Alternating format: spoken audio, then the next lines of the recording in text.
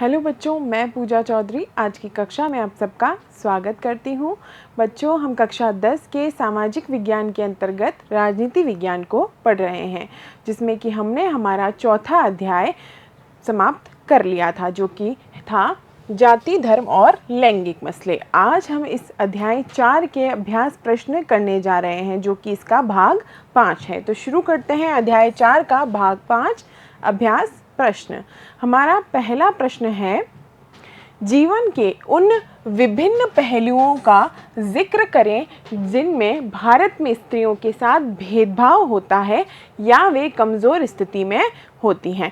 तो उत्तर के रूप में हम सभी जानते हैं, हमने चर्चा की थी अध्याय में कि भारत का समाज कैसा है, पितृ प्रधान है, पितृ सत्तात्मक है। यहाँ पर पिता की सत्ता जो है परिवार में चलती है और समाज में भी पितृ प्रधान समाज होने के कारण पुरुष की ही प्रधानता चलती है। पुरुष की किस प्रकार की मानसिकता है और पुरुष ही जो है वह निर्णय लेने वाले होते हैं। तो इस प्रकार के समाज में महिलाओं को दोयम दर्जे पर रखा जाता है और इस कारण महिलाओं की स्थिति कई सारे क्षेत्रों में अच्छी नहीं है। तो इस प्रकार से हम उत्तर को जानने का प्रयास करेंगे। हमारे देश में आज़ादी के बाद से महिलाओं की स्थिति में कुछ सुधार हुआ है, पर वे अभी भी पुरुषों से काफ़ी पीछे हैं। आज़ादी या स्वतंत्रता के बाद में सुधार होता है, लेकिन अभी भी हम देखते हैं कि पुरुष और स्त्री जो है दोनों समान नहीं है।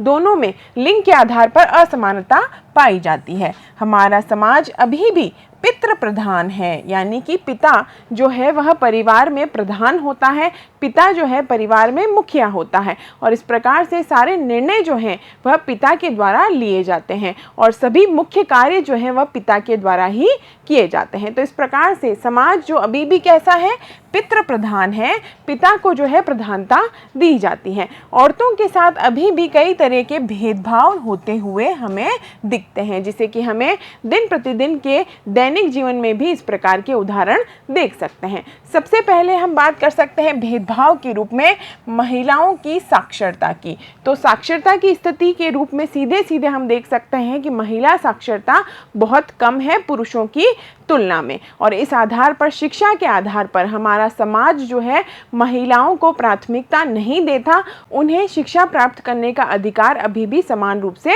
नहीं दिया जा रहा। तो महिलाओं में साक्षरता की दर अब भी मात्र 54% है, जबकि पुरुषों में 76% है। तो इस प्रकार से हमने देखा पुरुषों में यह 76% है और महिलाओं में यह 54% ही है। तो इस आधार पर महिलाओं की स्थिति हमें दिख रही है कि समाज में किस प्रकार से महिला साक्षरता जो है वह पुरुषों से किस प्रकार पीछे है। स्कूल पास करने वाली यदि लड़कियों की बात करें तो वह भी हमें देखने को मिलता है कि स्कूल के बाद जो लड़कियां आगे पढ़ने के लिए जाती हैं उनकी भी संख्या पुरुषों से और भी कम हो जाती है। तो इस प्रकार से स्कूल पास करने वाली लड़कियां की एक सीमित संख्या ही उच्च शिक्षा की ओर कदम बढ़ा पाती है, यानी उच्च शिक्षा के लिए भी उन्हें बहुत सारे जो हैं अपने अपने क्षेत्र में या अपने अपने परिवार में उनको इस प्रकार की अनुमतियां नहीं दी जाती कि आप उच्च शिक्षा के लिए जा सकते हैं।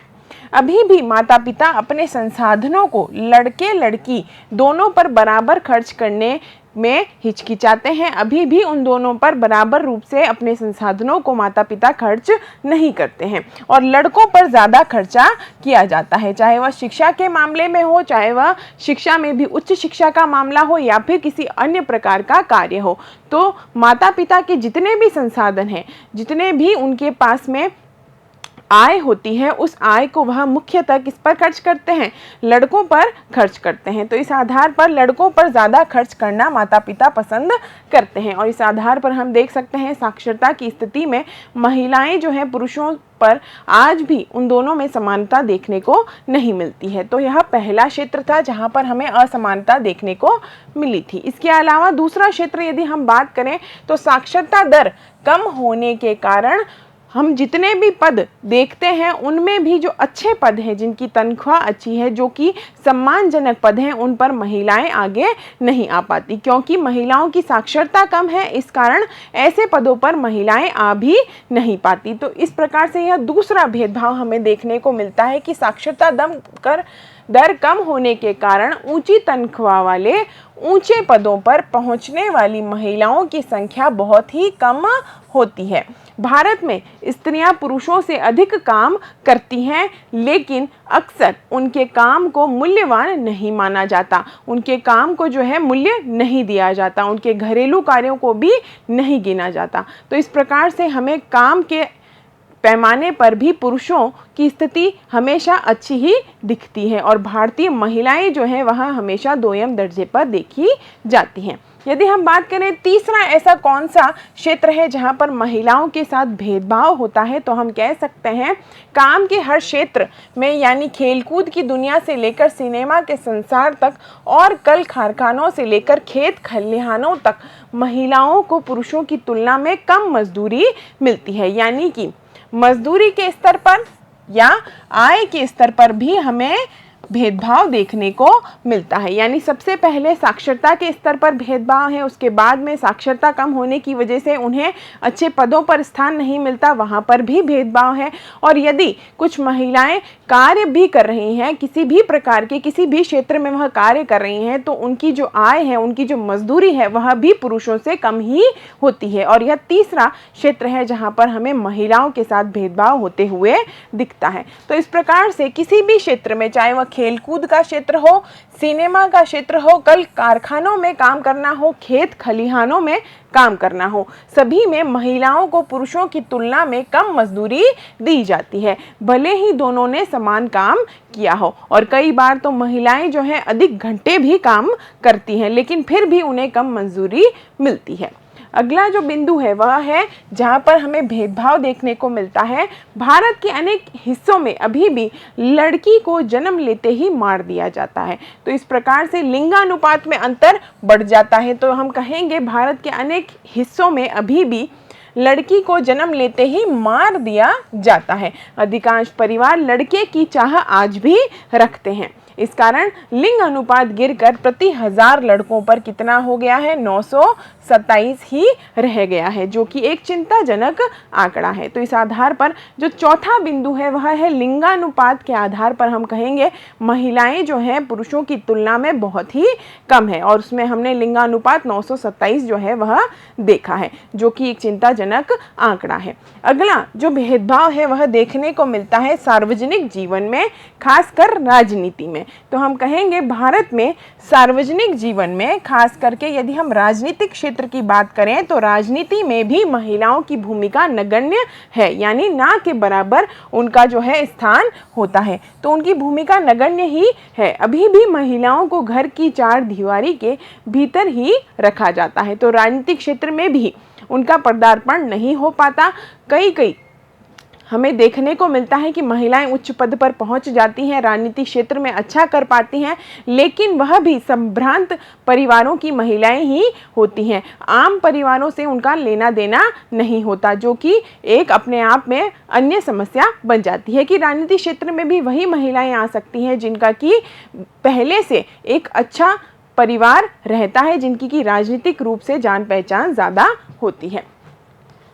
महिलाओं के उत्पीड़न, शोषण और उन पर होने वाली हिंसा की खबरें हमें रोज़ पढ़ने को मिलती हैं। यानी कि हिंसा के आधार पर भी हमें देखने को मिलता है कि महिलाओं के साथ में इस प्रकार की हिंसाएं हो रही हैं, जो कि हमें आए दिन समाचारों में सुनने को और पढ़ने को मिलता है। शहरी इलाके तो महिलाओं के लिए खास तौर से असुरक्षित माने जाते हैं, यानी कि यह हिंसा, शोषण और उत्पीड़न जो है वह गांवों की तुलना में शहरों में अधिक होते हुए दिखता है। वे अपने घरों में भी सुरक्षित नहीं होती, और इस कारण से हम कहेंगे कि घरेलू हिंसा के भी कई प्रकार हमें देखने को मिलते हैं, और इस कारण भारत में घरेलू हिंसा के लिए कानून भी बनाया गया था, लेकिन उसके बाद भी यह घरेलू हिंसा नहीं थमती हुई दिखती है। तो अपने घरों में भी महिलाएं सुरक्षित नहीं है, क्योंकि वहाँ भी उन्हें मारपीट तथा अनेक तरह की घरेलू हिंसा झेलनी पड़ती है। तो इस आधार पर हमने देखा कि महिलाओं के साथ किन किन आधारों पर भेदभाव हमारे समाज में, हमारे देश में देखने को मिलता है, जिसमें हमने शिक्षा से, साक्षरता से प्रारंभ किया, उसके बाद में ऊंचे ऊंचे पदों पर भी उन्हें जो है प्राथमिकता से नहीं दिया जाता। उसके बाद में हमने देखा कि यदि वह किन्हीं पदों पर पहुंच जाती हैं या फिर वह कोई काम करती हैं तो उसमें भी उन्हें मजदूरी कम दी जाती है। और इस आधार पर उसके पश्चात यदि हम बात करें तो सार्वजनिक जीवन में भी महिलाओं की स्थिति अच्छी नहीं है, और हमने इसके लिए उदाहरण लिया राजनीति का। तो लिंग के आधार पर राजनीति में भी भेदभाव देखने को मिलता है। और उसके पश्चात अंत में हमने देखा कि किस प्रकार से समाज में उत्पीड़न होते हुए दिखता है, शोषण होते हुए दिखता है, आए दिन हिंसा की घटनाएं महिलाओं के खिलाफ होती हुई दिखती है। और इस आधार पर हमने बहुत सारे क्षेत्रों की चर्चा की कि किन किन क्षेत्रों में महिलाओं के साथ अत्याचार होता है और भेदभाव होता है। बढ़ते हैं अगले प्रश्न की तरफ। प्रश्न संख्या 2, विभिन्न तरह की सांप्रदायिक राजनीति का ब्यौरा दें और सबके साथ एक एक उदाहरण भी दें। तो उत्तर है, सांप्रदायिकता राजनीति में अनेक रूप धारण कर सकती है। सबसे पहला जो है, सांप्रदायिकता की सबसे आम अभिव्यक्ति रोजमर्रा के जीवन में दिखती है। यानी सांप्रदायिकता सबसे प्रथमतः हमें कहाँ दिखती है? रोजमर्रा के जीवन में, दैनिक जीवन में। इनमें धार्मिक समुदायों के बारे में बनी बनाई धारणाएं और एक धर्म को दूसरे धर्म से श्रेष्ठ मानने की मान्यताएं शामिल है। यानी कि हमसे पूछा गया है सांप्रदायिक राजनीति का किस प्रकार से हमें उदाहरण दिखता है हमारे आसपास, तो हम कहेंगे दैनिक जीवन में हमें हमेशा यह उदाहरण दिखता है कि एक धर्म जो है दूसरे धर्म से श्रेष्ठ किस प्रकार का है। तो इसकी जो मान्यताएं हैं हमें हमेशा आसपास सुनने को मिलती है, और यह दैनिक जीवन में हमारा सांप्रदायिकता का एक प्रमुख उदाहरण बन जाता है।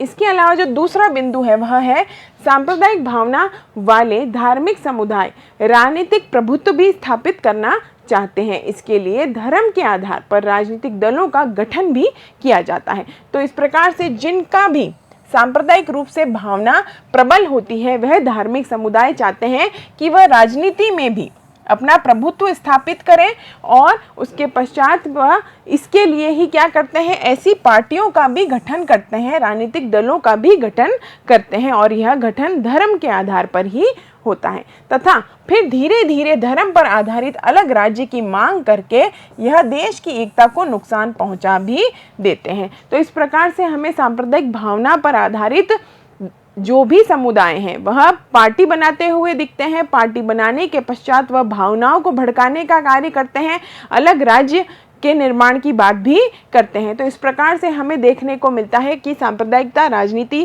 कैसे जुड़े हुए हैं। जैसे कि यदि भारत में बात की जाए तो भारत में अकाली दल हैं, हिंदू महासभा आदि दल धर्म के आधार पर बनाए गए थे। धर्म के आधार पर सिखों की खालिस्तान की मांग भी इसी का उदाहरण है। अगला जो बिंदु है वह है, सांप्रदायिक आधार पर राजनीतिक दलों द्वारा धर्म और राजनीति का मिश्रण किया जाता है। राजनीतिक दलों द्वारा अधिक वोट प्राप्त करने के लिए लोगों की धार्मिक भावनाओं को भड़काया भी जाता है। तो हमें देखने को मिलता है यहाँ पर फिर से सांप्रदायिक आधार पर जब राजनीतिक दलों का गठन होता है, पार्टियों का बनना होता है, पार्टियों का निर्माण संप्रदाय या धर्म के आधार पर होता है, तो वे धर्म के नाम पर वोट भी मांगते हैं, और धर्म के नाम पर वोट मांगते हैं, वोट लेने के प्रयास करते हैं, और इसके लिए वह कई सारे धर्मों के लोगों को, संप्रदाय के लोगों को भड़काने का काम भी करते हैं जिससे कि वे सत्ता में आ सके। तो सांप्रदायिक आधार पर राजनीतिक दलों द्वारा धर्म और राजनीति का मिश्रण कर दिया जाता है। राजनीतिक दलों द्वारा अधिक वोट प्राप्त करने के लिए लोगों की धार्मिक भावनाओं को भड़काया भी जाता है। कई बार सांप्रदायिकता सबसे गंदा रूप लेकर क्या हमारे सामने आती है, तो हम कहेंगे वह हिंसक रूप लेकर के हमारे सामने आती है। टकराव की स्थिति जब आ जाती है और उसमें जब हिंसा उत्पन्न होती है, तो हमें देखते हुए हम कहते हैं कि भारत में भी ऐसा कई बार हुआ है।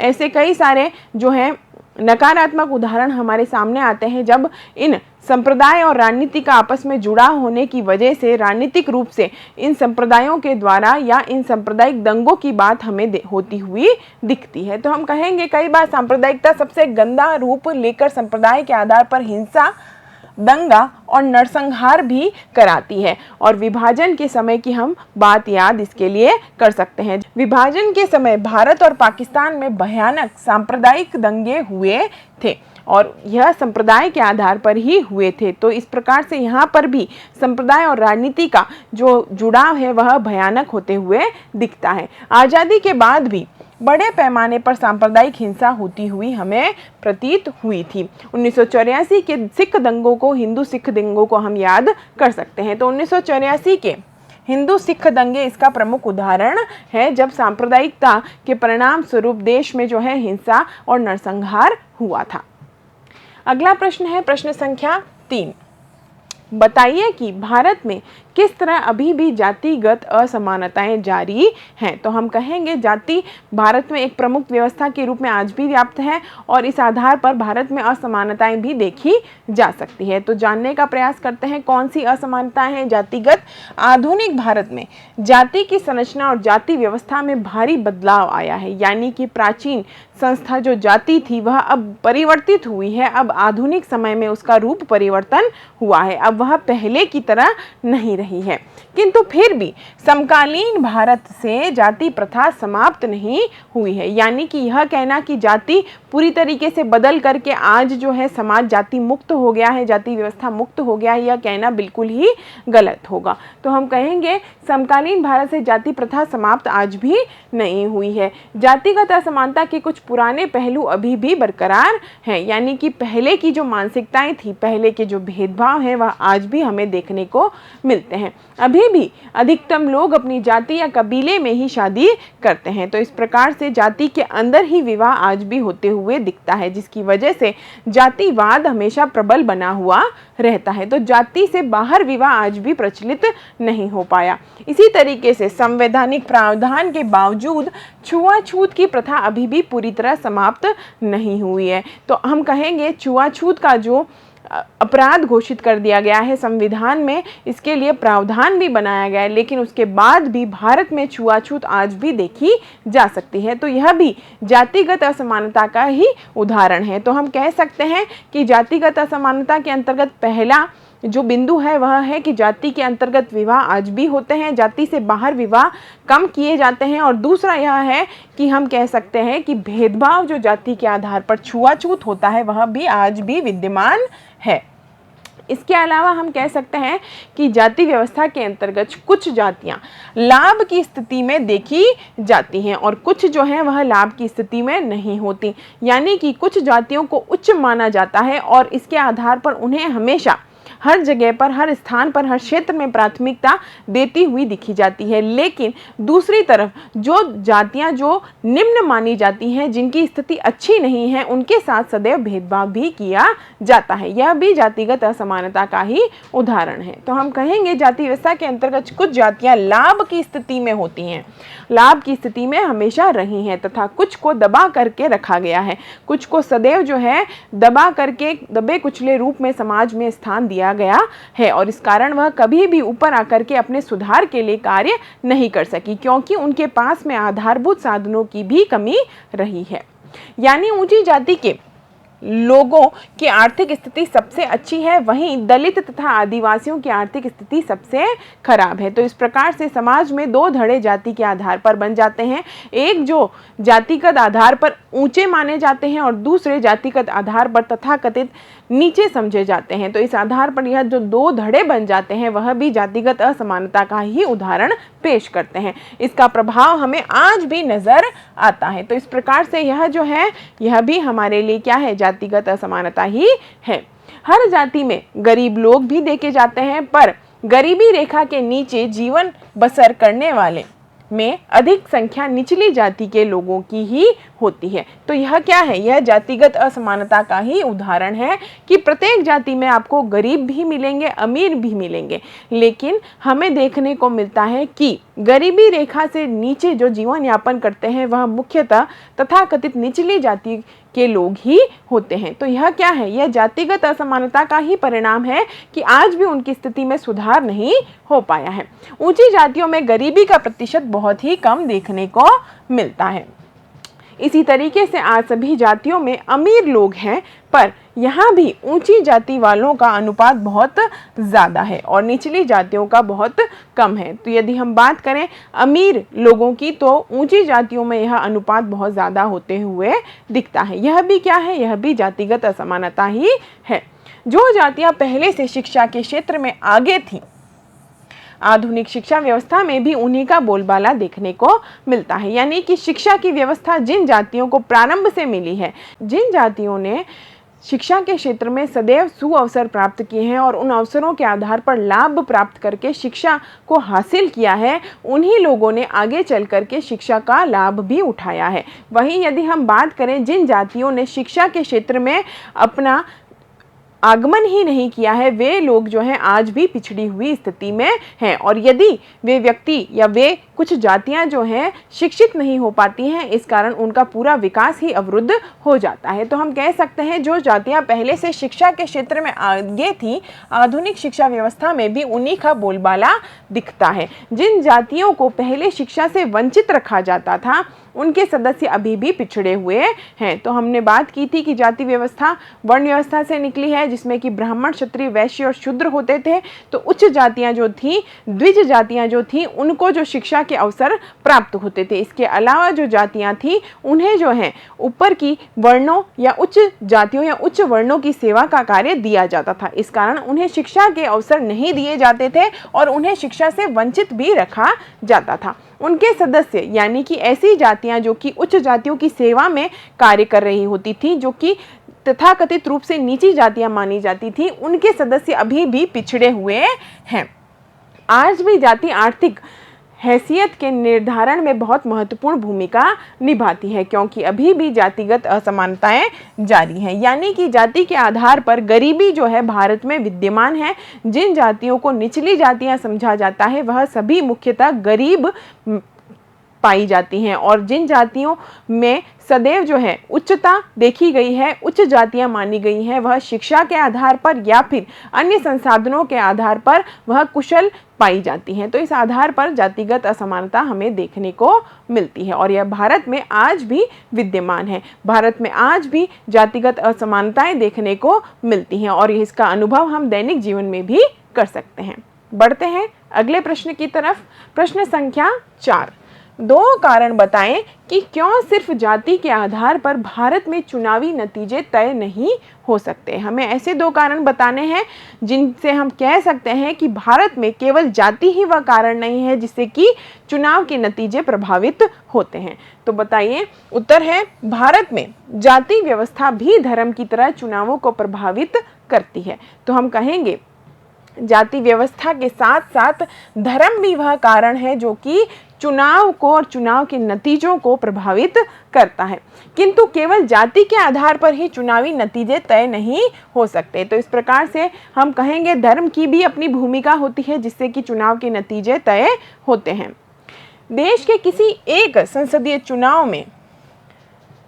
चुनाव क्षेत्र में किसी एक जाति के लोगों का बहुमत नहीं है। तो हम कह सकते हैं कि किसी भी एक संसदीय चुनाव क्षेत्र में यदि एक जाति नहीं रहेगी तो इस कारण चुनाव में खड़े होने वाले नेता को उस चुनावी क्षेत्र के सभी जातियों के लोगों को प्रभावित करना होगा और उनके लिए नीतियों और योजनाओं की बात करनी होगी। तो इस प्रकार से देश के किसी भी एक संसदीय चुनाव क्षेत्र में किसी एक जाति के लोगों का बहुमत नहीं है, इसलिए हर पार्टी और उम्मीदवार को चुनाव जीतने के लिए एक जाति और समुदाय से ज़्यादा लोगों का भरोसा हासिल करना होता है। इस कारण हम क्या कह सकते हैं, हम कह सकते हैं कि जातिगत आधार पर चुनाव के नतीजे अकेला एक कारण नहीं है जिससे कि चुनाव का परिणाम प्रभावित होता है। इसके अलावा हम कह सकते हैं कि कोई भी पार्टी किसी एक जाति या समुदाय के सभी लोगों का वोट हासिल नहीं कर पाती है, नहीं कर सकती है। यदि हम भारत की पार्टियों की बात करें, भारत के जो भी राजनीतिक दल हैं उनकी बात करें, तो हम कहेंगे कि कोई भी पार्टी किसी एक जातीय समुदाय के सभी लोगों का वोट हासिल कर सकती है, ऐसी बात हो ही नहीं सकती। बल्कि उस पार्टी को सभी जो समुदाय हैं, सभी जो समूह हैं, उन सभी के मतों की आवश्यकता होती है ताकि वह जीत सके। और इसके अलावा यदि वह किसी एक समुदाय का प्रतिनिधित्व करने की बात कहती है तो उसमें भी उस समुदाय के सभी लोग उस पार्टी को मत देंगे, ऐसा भी ज़रूरी नहीं होता। तो जब लोग किसी जाति विशेष को किसी एक पार्टी का वोट बैंक कहते हैं तो इसका मतलब यह होता है कि उस जाति के ज़्यादातर लोग उसी पार्टी को वोट देते हैं, ज़्यादातर लोग उस पार्टी को वोट देते हैं, ना कि सभी लोग उस पार्टी को वोट देते हैं। तो इस कारण हम क्या कह सकते हैं कि जाति के आधार पर चुनाव के नतीजे भारत में आते हैं, ऐसा नहीं होता है, बल्कि दोनों ही, धर्म भी इसमें प्रभावित करता है, कई सारे अन्य कारण भी हैं जिसकी वजह से भारत में चुनाव के नतीजे आते हैं। इस प्रकार चुनाव में जाति की भूमिका महत्वपूर्ण तो होती है, किंतु दूसरे कारण भी महत्वपूर्ण होते हैं। मतदाताओं का लगाव जाति के साथ साथ राजनीतिक दलों से भी होता है, यानी जाति भी भूमिका निभाती है, राजनीतिक दल भी भूमिका निभाता है। और इसके अलावा जो चुनाव में खड़े होने वाले नेता हैं वह भी अपनी भूमिकाएं निभाते हैं। सरकार के कामकाज के बारे में लोगों की राय किस प्रकार की है और नेताओं की लोकप्रियता कैसी है, इससे भी चुनाव का जो है परिणाम इस पर निर्भर करता है। इसी कारण हम कहेंगे इस पर चुनाव पर निर्णायक असर होता है। तो हम कह सकते हैं कि जाति के आधार पर ही चुनाव के परिणाम नहीं आते, बल्कि और भी कई सारे कारण हैं जिनकी अपनी अपनी भूमिका होती है, जिससे कि भारत में चुनाव के परिणाम आते हैं। बढ़ते हैं अगले प्रश्न की तरफ। अगला प्रश्न है प्रश्न संख्या 5। भारत की विधायिकाओं में महिलाओं के प्रतिनिधित्व की स्थिति क्या है? तो हम कहेंगे भारत में लैंगिक आधार पर असमानता देखने को मिलती है, हमें सामाजिक विभाजन देखने को मिलता है और राजनीति में भी महिलाओं की स्थिति अच्छी नहीं है। महिलाओं का प्रतिनिधित्व जो है पुरुषों के समान आज भी नहीं है, बल्कि बहुत ही पीछे है। तो हम कह सकते हैं भारत की विधायिकाओं में महिला प्रतिनिधियों का अनुपात बहुत ही कम है। जैसे कि यदि हम बात करें विधायिकाओं में लोकसभा की, लोकसभा में महिला सांसदों की संख्या कुल सांसदों की 10% भी नहीं है। तो इस प्रकार से क्या है, यह एक अपने आप में हमारे देश के लिए चिंताजनक आंकड़ा है कि राजनीति में महिलाओं की भागीदारी बहुत ही कम है, यानी कि लोकसभा में केवल 10% भी महिलाएं नहीं हैं और यह एक चिंताजनक स्थिति हो जाती है। राज्य की विधानसभाओं की यदि बात की जाए लोकसभा के पश्चात में, तो यहाँ पर भी उनका प्रतिनिधित्व 5% से भी कम देखने को मिलता है। तो यहाँ पर स्थिति और भी ज्यादा खतरनाक हो जाती है, जहाँ पर प्रतिनिधित्व 5% से भी कम हो जाता है। इस मामले में भारत दुनिया के अन्य देशों से बहुत पीछे है। दुनिया के अन्य देश भारत से बहुत ज़्यादा आगे हैं और वहाँ पर हम विकासशील देश भी भारत से आगे देखते हैं। यदि हम बात करें भारत की स्थिति की, तो भारत अफ्रीका और लैटिन अमेरिका के कई देशों से भारत जो है पीछे है। तो यहाँ पर हम देखते हैं कि महिलाएं राजनीति में भारत में कितनी पीछे हैं और भारत से आगे हैं लैटिन अमेरिका के देश, अफ्रीका के देश। यहाँ पर महिलाओं का राजनीति में प्रतिनिधित्व अच्छा है, विधायिका में जो है महिलाएं ज़्यादा देखने को मिलती हैं। कभी कभार कोई महिला प्रधानमंत्री या मुख्यमंत्री बन भी जाए तो मंत्रिमंडलों में पुरुषों का ही वर्चस्व रहता है। यदि मुख्य पद पर महिलाएं आ जाती है, जैसे कि मुख्यमंत्री का पद या फिर प्रधानमंत्री का पद, तो उसमें भी पुरुषों का वर्चस्व मंत्रिमंडल में रहता है और इस कारण निर्णय जो है पुरुषों द्वारा प्रभावित हो जाते हैं। बढ़ते हैं अगले प्रश्न की तरफ। प्रश्न संख्या 6। किन्हीं 2 प्रावधानों का जिक्र करें जो भारत को धर्मनिरपेक्ष देश बनाते हैं? उत्तर है संविधान निर्माताओं ने सांप्रदायिकता से निपटने के लिए भारत के लिए धर्मनिरपेक्ष शासन का मॉडल चुना और इसके लिए संविधान में महत्वपूर्ण प्रावधान किए थे। पहला है, भारतीय राज्य ने किसी भी धर्म को राजकीय धर्म के रूप में अंगीकार नहीं किया है, यानी कि भारतीय राज्य यानी भारत के देश के जो संविधान है उसमें किसी भी एक धर्म को राजकीय धर्म घोषित नहीं किया गया है और इस कारण भारत जो है धर्मनिरपेक्ष देश हो जाता है। जैसे कि श्रीलंका में बौद्ध धर्म को राजकीय धर्म माना गया है, पाकिस्तान में इस्लाम धर्म को और इंग्लैंड में ईसाई धर्म को जो है राजकीय धर्म का दर्जा दिया गया है, लेकिन भारत में ऐसा नहीं है। किसी भी धर्म को भारत में राजकीय धर्म के रूप में अंगीकार नहीं किया गया है। इसके विपरीत भारत का संविधान किसी भी धर्म को विशेष दर्जा नहीं देता, राजकीय धर्म नहीं बताता। इसके अलावा जो दूसरा बिंदु है वह है संविधान सभी नागरिकों को किसी भी धर्म का पालन करने के लिए और प्रचार प्रसार करने की आज़ादी भी देता है और इस प्रकार से भी हम क्या कह सकते हैं कि भारत जो है धर्मनिरपेक्ष राज्य कहलाता है। तीसरा जो बिंदु है वह है संविधान धर्म के आधार पर किए जाने वाले किसी भी तरह के भेदभाव को अवैधानिक घोषित करता है और इन तीनों आधारों पर हम कह सकते हैं कि भारत जो है धर्मनिरपेक्ष राज्य है। बढ़ते हैं अगले प्रश्न की तरफ। प्रश्न संख्या 7। जब हम लैंगिक विभाजन की बात करते हैं तो हमारा अभिप्राय क्या होता है? तो हमारे पास में यहाँ पर विकल्प है क, स्त्री और पुरुष के बीच जैविक अंतर, ख, समाज द्वारा स्त्री और पुरुष को दी गई असमान भूमिकाएं, ग, बालक और बालिकाओं की संख्या का अनुपात, और घ है लोकतांत्रिक व्यवस्थाओं में महिलाओं को मतदान का अधिकार ना मिलना। तो हमें बताना है लैंगिक विभाजन की बात करते हैं तो हमारा अभिप्राय क्या होता है? तो हम कहेंगे ख बिंदु जो है वह विकल्प हमारा सही है। समाज द्वारा स्त्री और पुरुष को दी गई असमान भूमिकाएं ही लैंगिक विभाजन कहलाती है, क्योंकि लैंगिक विभाजन में समाज द्वारा मान्यताएं तय की जाती हैं, ना कि उसमें पहले से शारीरिक आधार पर या प्राकृतिक आधार पर कोई असमानताएं होती हैं। तो लैंगिक विभाजन में हम कहेंगे समाज द्वारा स्त्री और पुरुष को दी गई असमान भूमिकाएं इसका सही उत्तर हो जाएगा। अगला प्रश्न है प्रश्न संख्या 8। भारत में यहाँ औरतों के लिए आरक्षण की व्यवस्था है। तो हमने पढ़ा था कि भारत में किस स्तर पर राजनीति में जो है महिलाओं के लिए आरक्षण की व्यवस्था की गई है। तो हमारे विकल्प हैं लोकसभा में, ख है विधानसभा में, ग है मंत्रिमंडल में आरक्षण की व्यवस्था है, या घ पंचायती राज की संस्थाओं में महिलाओं के लिए आरक्षण की व्यवस्था है। तो हमने पढ़ा था तीसरे स्तर पर, यानी कि हमारे देश में सत्ता की भागीदारी में हमने तीसरे स्तर की बात की थी। हमने कहा था पंचायती राज की संस्थाओं में महिलाओं को 33% आरक्षण की व्यवस्था सरकार के द्वारा की गई है। तो हम कहेंगे पंचायती राज की संस्थाएं वह स्तर है। तीसरा स्तर स्थानीय शासन जो है वहाँ पर औरतों के लिए आरक्षण की व्यवस्था की गई है जो कि 33% है। अगला प्रश्न है प्रश्न संख्या 9। सांप्रदायिक राजनीति के अर्थ संबंधी निम्नलिखित कथनों पर गौर करें।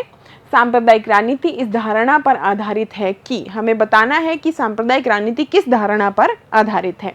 तो अ विकल्प है एक धर्म दूसरे से श्रेष्ठ है, ब विभिन्न धर्मों के लोग समान नागरिक के रूप में खुशी खुशी रह सकते हैं, स एक धर्म के अनुयायी एक समुदाय बनाते हैं, और द एक धार्मिक समूह का प्रभुत्व बाकी सभी धर्मों पर कायम करने में शासन की शक्ति का प्रयोग नहीं किया जा सकता। अब हमें यह बताना है कि सांप्रदायिक राजनीति की धारणा किस प्रकार की होती है। तो जब हम सांप्रदायिक राजनीति की बात करते हैं तो हम कहेंगे संप्रदाय और राजनीति दोनों जुड़े हुए होते हैं, और इस प्रकार से वहाँ की जो मान्यता होती है तो वहाँ पर कहा जाता है एक धर्म दूसरे धर्म से श्रेष्ठ है, यानी कि एक धर्म को ज़्यादा अच्छा बताया जाता है और दूसरे को जो है कम अच्छा बताया जाता है। तो यह भाई सांप्रदायिक राजनीति हमें यहाँ पर देखने को मिल रही है। इसके अलावा एक धर्म के अनुयायी एक समुदाय बनाते हैं, यह भी क्या है, सांप्रदायिक राजनीति का ही एक उदाहरण है। तो इन दोनों प्रकार के जो हमारे विकल्प हैं उसमें हमें देखने को मिल रहा है कि सांप्रदायिक राजनीति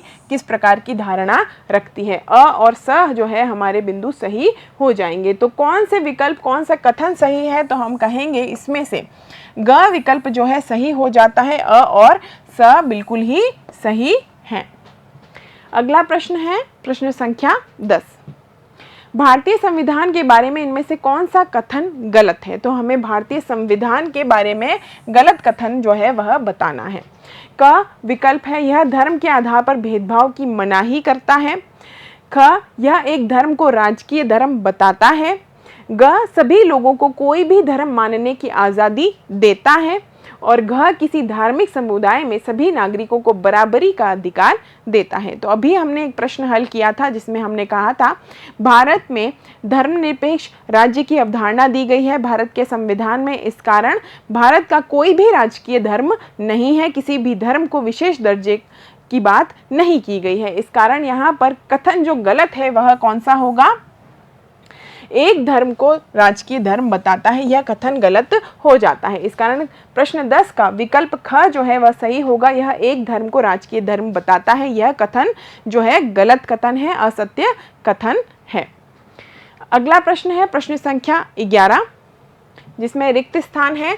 रिक्त स्थान पर आधारित सामाजिक विभाजन सिर्फ भारत में ही है। तो हमें रिक्त स्थान को भरना है। तो हम कहेंगे कि भारत में किस आधार पर सामाजिक विभाजन देखने को मिलता है, और यह केवल भारत में है। तो हम कहेंगे ऐसा है जाति के आधार पर। तो जाति ही वह आधार है जिस पर भारत में ही हमें सामाजिक विभाजन देखने को मिलता है। तो खाली स्थान पर, रिक्त स्थान पर हम भरेंगे जाति। जाति पर आधारित सामाजिक विभाजन सिर्फ भारत में ही देखा जाता है।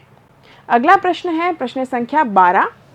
सूची 1 और सूची 2 का मेल कराएं और नीचे दिए गए कोड के आधार पर सही जवाब खोजें।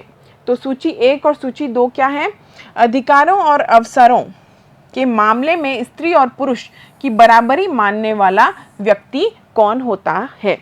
दूसरा है, धर्म को समुदाय का मुख्य आधार मानने वाला व्यक्ति कौन होता है? फिर तीसरा है, जाति को समुदाय का मुख्य आधार मानने वाला व्यक्ति कौन कहलाता है? और चौथा है, व्यक्तियों के बीच धार्मिक आस्था के आधार पर भेदभाव न करने वाला व्यक्ति क्या कहलाता है? तो इन चारों के आधार पर हमें सूची 2 को मिलाना है। सूची 2 में है सांप्रदायिक, नारीवादी, धर्मनिरपेक्ष और जातिवादी। तो सबसे पहला है, अधिकारों और अवसरों के मामले में स्त्री और पुरुष की बराबरी मानने वाला व्यक्ति नारीवादी कहलाता है। तो इस प्रकार से पहले का ख उत्तर सही है। ख का मिलान हम इससे कर सकते हैं। दूसरा है, धर्म को समुदाय का मुख्य आधार मानने वाला व्यक्ति क्या कहलाता है? तो धर्म को समुदाय का मुख्य आधार मानने वाला व्यक्ति सांप्रदायिक कहलाता है। तो इसका जो है क मिलान हो जाएगा सूची 2 से। इसी प्रकार से सूची 1 में जो तीसरा बिंदु है, जाति को समुदाय का मुख्य आधार मानने वाला व्यक्ति क्या कहलाता है? तो जाति को समुदाय का मुख्य आधार मानने वाला व्यक्ति जातिवादी कहलाता है। इस प्रकार से सूची 2 में घ जो है वह तीसरे से मिल जाएगा। फिर अंतिम जो है, व्यक्तियों के बीच धार्मिक आस्था के आधार पर भेदभाव ना करने वाला व्यक्ति क्या कहलाता है? तो वह धर्मनिरपेक्ष कहलाता है। तो इस प्रकार से ग जो है चौथे का मिलान कर सकते हैं। तो इस प्रकार से हमने देखा कि सूची 1 को सूची 2 से किस प्रकार मिला सकते हैं। तो इसमें जो है हमारा रे विकल्प सही है कि पहले का ख, दूसरे का क, तीसरे का घ और चौथे का ग हो जाएगा। इस प्रकार से इस भाग में हमने अध्याय 4 के अभ्यास प्रश्नों को समाप्त किया है। मिलते हैं अगले भाग में। धन्यवाद।